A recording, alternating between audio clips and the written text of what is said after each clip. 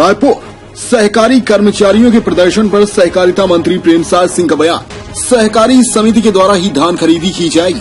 सहकारी कर्मचारियों से चर्चा हो रही है, इस पर जल्द ही कुछ निर्णय लिया जाएगा। सुखद होता है, इसके लिए कर्मचारी हड़ताल कर रहे हैं। मुख्यमंत्री भूपेश बघेल स्पष्ट निर्देश दिए हैं कि इस समिति के लोगों को घाटा नहीं होने देंगे। कर्मचारियों को मुख्यमंत्री भूपेश बघेल पर भरोसा करना चाहिए। कर्मचारियों को हड़ताल खत्म करके धान खरीदी की तैयारियों में जुट जाना चाहिए। प्रदेश में 100% उपस्थिति में खोले जाएंगे स्कूल। शिक्षा विभाग इसके लिए तैयार है खोलने के लिए, लेकिन कैबिनेट की बैठक में सहमति के साथ खोलेंगे। कोरोना का केस कम है, इसलिए पूरे 100% की उपस्थिति में स्कूल खुलेंगे। इस पर विचार किया जा रहा है। 22 नवंबर को कैबिनेट की बैठक है, उस पर इस बारे में चर्चा होगी। उसके बाद उस पर फैसला लिया जाएगा। कोविड-19 का पालन करते हुए खोले जाएंगे स्कूल। विभाग तो तैयार है इसमें खोलने के लिए, देखिए, लेकिन क्योंकि कैबिनेट की सहमति से, उनके फैसले से आपका तय हुआ था कि पालक की सहमति और 50% की उपस्थिति में स्कूल खोले जाएंगे। नगरीय क्षेत्र में जो पार्षद हैं उनकी सहमति लगेगी और ग्रामीण क्षेत्र में पंचायतों की व्यवस्था रहेगी, उसके तहत खोले जाएंगे।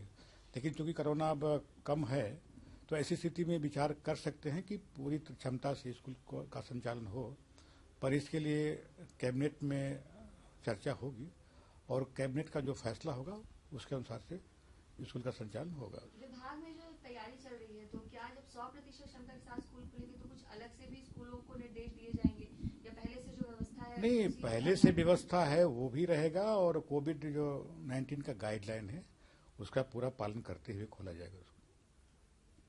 अच्छा, जो धान खरीदी स्ट्राइक किए हुए हैं, तो कैसे काम होगा, कैसे फिर कलेक्शन होगा?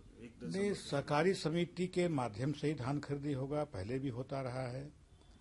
और छत्तीसगढ़ में आपका एमएसपी फिर धान खरीदी, फिर राजीव गांधी किसान न्याय के तहत उनकी अलग से अनुदान राशि दी जाती है।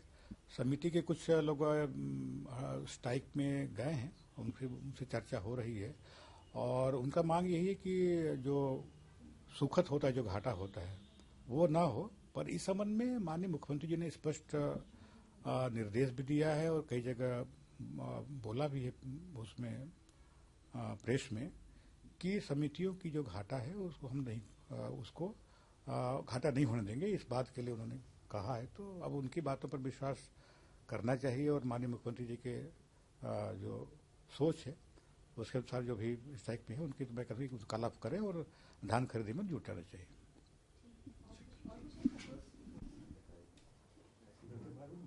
नहीं बताएंगे।